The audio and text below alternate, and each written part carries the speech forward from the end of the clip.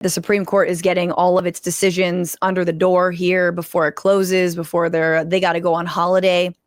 Everyone's going to go in Clarence Thomas's 16-wheeler or 18-wheeler, however many wheels it's got, and then they're all going to play cards. And then when Ginny gives Clarence that look, it's time for them to role play like, enslaved and master.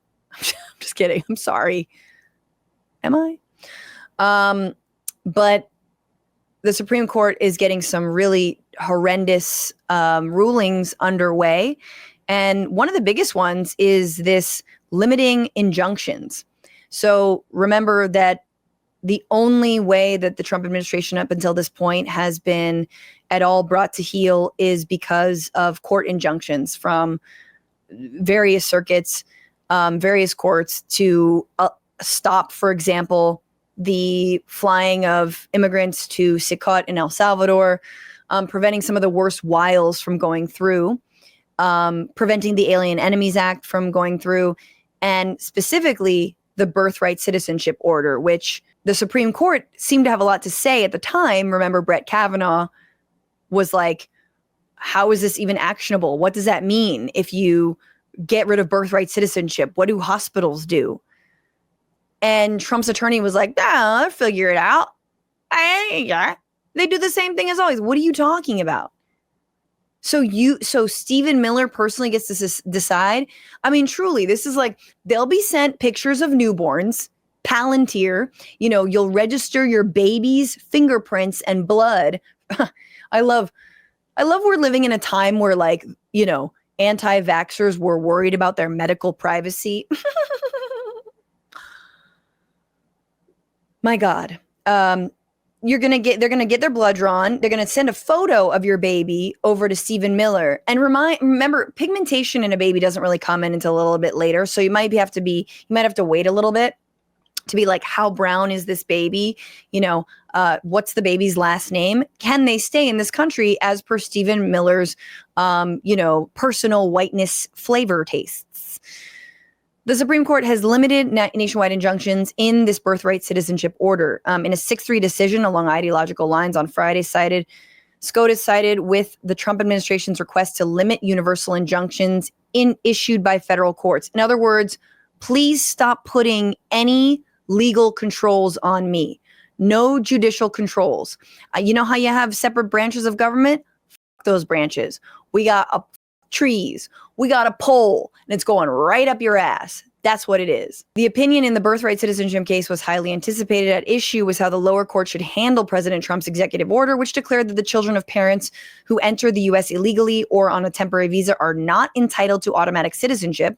The majority opinion written by Justice Amy Coney Barrett didn't rule on whether President Trump's executive order violates the 14th Amendment. But this is what the Supreme Court does, right? They don't have to rule that.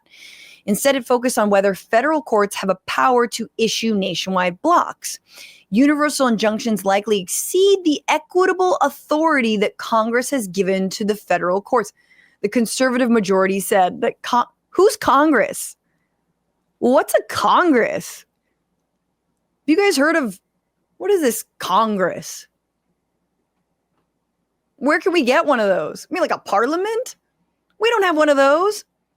Oh, they're overstepping. Congress hasn't given the authority to the judiciary to rule on laws. We don't want checks and balances. This is beyond the purview of these federally appointed, including Trump and Republican appointed justices. The court grants the government's applications for a partial stay of the injunctions entered below, but only to the extent that the injunctions are broader than necessary to provide complete relief to each plaintiff with standing to sue. I don't understand that part because it's a lot of legal shit. But they can get a partial stay on the injunctions, but only to the extent the injunctions are broader than necessary to provide. Okay, so exactly what basically legal experts have been saying this whole time, which is that courts can't issue blanket injunctions on like a whole group of people, like immigrants or visa holders or, yes, babies born here. But they are okay with like an individual injunction. So it's like, Maybe Kilmar Abrego Garcia, can come out, and there's developing news on his cases as well. Maybe we'll do that on Tuesday. But like, in other words, and from legal experts that I've spoken to in this time, it seems like they're trying to fracture any universal injunction so that each immigrant or each trans kid or each woman who wants an abortion or each person has to individually argue their case.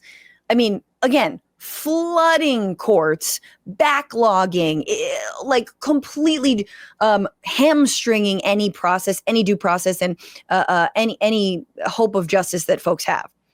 So meanwhile, they get to keep on doing the authoritarian stuff. Oh, Pam Bondi's cited. Trump made an appearance in the White House briefing room after the decision, calling it a monumental victory for the Constitution and the separation of powers and rule of law. Separation of powers. That's cute. That's cute that he said that, because he doesn't believe in any of that. Up is down, down is up. War is peace, freedom is slavery, everybody.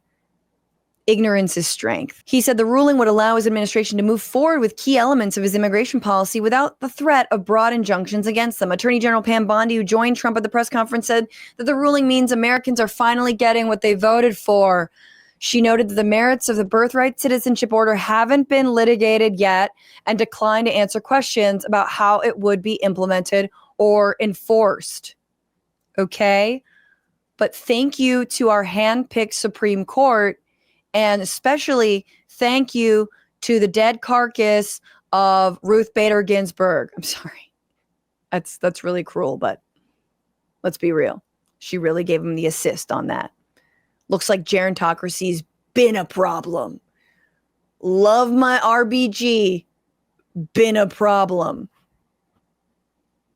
Anyway, so basically the guardrails, if they ever existed, are off. Obviously, Justice Sotomayor, she had a massive dissent. I think she read out her dissent for hours and hours and hours. She, according to the New York Public, torched the Supreme Court for siding with Trump on birthright citizenship. She had choice words for the ruling, which seemingly provides Trump powerful ammunition in his attacks on civil liberties. She was joined by Justices Elena Kagan as well as Jackson, who wrote the dissenting opinion. No right is safe in the new legal regime the court creates, Sotomayor's dissent read. Today, the threat is to birthright citizenship. Tomorrow, a different administration may try to seize firearms from law-abiding citizens or prevent people of certain faiths from gathering to worship. Sotomayor used an analogy to illustrate the absurdity of granting the government's request to strike down nationwide freezes on plainly unlawful orders. Quote, suppose an executive order barred women from receiving unemployment benefits or Black citizens from voting. Is the government irreparably harmed and entitled to emergency relief by a district court order universally enjoining such policies? The majority opinion apparently would say yes. In other words, no lower court can put any kind of guardrails against the president. Only his own handpicked court. Jackson said the court's ruling poses an existential threat to the rule of law. Trump's request to do away with the universal injunctions, Jackson wrote, is at bottom, a request for this court's permission to engage in unlawful behavior and to continue doing something that the court has determined violates the Constitution.